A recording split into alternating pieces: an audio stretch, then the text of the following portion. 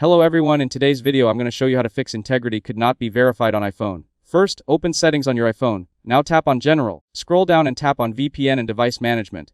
Here connect it and make sure the profile related to the app is available.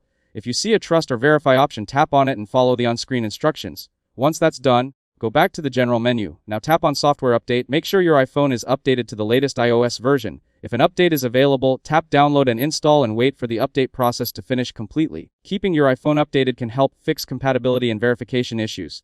Now go back to Settings. Tap on Wi-Fi and make sure you're connected to a strong and stable internet connection. If your Wi-Fi signal is weak, move closer to the router or reconnect to the network.